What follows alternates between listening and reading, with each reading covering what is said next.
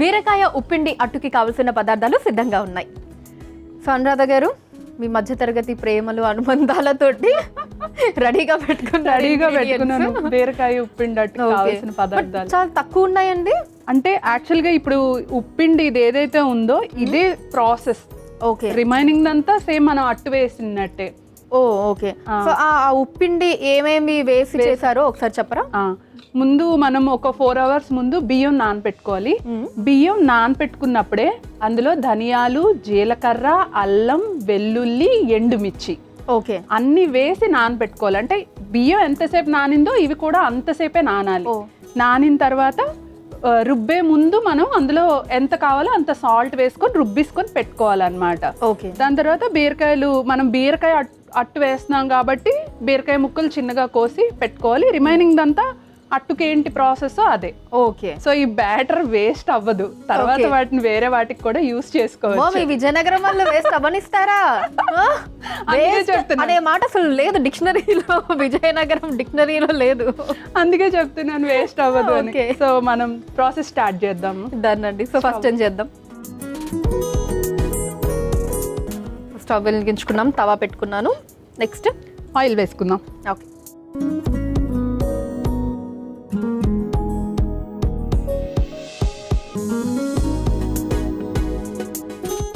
Just ఇది ఒక్కటి, ఆ బ్యాటర్ ఒకటి మనకి రెడీగా చాలా అన్నమాట.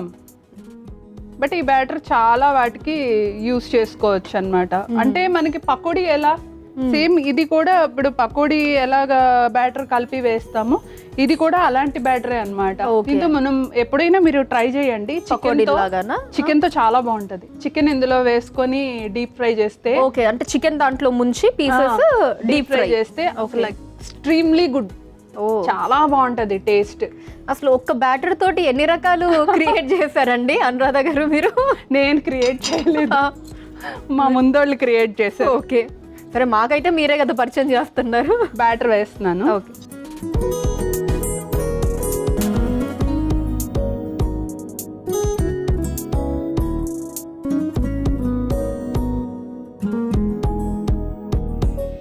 ఇప్పుడు దీని మీద మనం బీరకాయలు వేసుకోవాలన్నమాట డైరెక్ట్గా. ఓకే, దాని మీద డైరెక్ట్గా ఇంకా బీరకాయ ముక్కలు పచ్చివే. ఓకే, అంటే మరీ ఇష్టం లేకపోతే వద్దు అనుకుంటే వేపుకోవచ్చు. బట్ పచ్చివే తింటాం మేమైతే.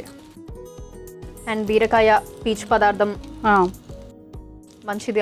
ఆనియన్స్, జీలకర్ర, ఓకే, కొంచెం టేస్ట్ కోసం మిర్చి. కారం ఎక్కువ కావాలనుకునే వాళ్ళు. ఓకే, ఇప్పుడు సైడ్ నుంచి కొంచెం ఆయిల్ వేసుకుందాం దీనిపైన ఇలా. అంటే బీరకాయ కూడా కొంచెం కుక్ అవ్వాలి కదా. ఓకే,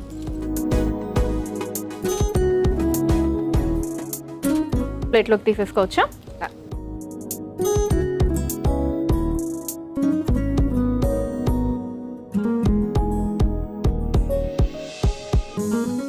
బీరకాయ ఉప్పిండి అట్టు రెడీ అయిపోయిందండి. దీనికి కావలసిన పదార్థాలు, తయారీ విధానాన్ని మరొకసారి చూసేయండి. బీరకాయ ఉప్పిండి అట్టుకి కావలసిన పదార్థాలు: ఉప్పు పిండి, బీరకాయ ముక్కలు, ఉల్లిపాయ ముక్కలు, జీలకర్ర, సన్నగా తరిగిన పచ్చిమిర్చి, నూనె. బీరకాయ ఉప్పిండి అట్టు తయారు చేసుకునే విధానం: ముందుగా స్టవ్ ఆన్ చేసి తవాలో నూనె పోసి వేడయ్యాక అందులో ముందుగా సిద్ధం చేసుకున్న ఉప్పు పిండి, బీరకాయ, ఉల్లిపాయ ముక్కలు, జీలకర్ర, సన్నగా తరిగిన పచ్చిమిర్చి వేసి నూనెతో 2 వైపులా కాల్చుకొని సర్వింగ్ ప్లేట్లోకి తీసుకొని సర్వ్ చేసుకుంటే బీరకాయ ఉప్పిండట్టు రెడీ.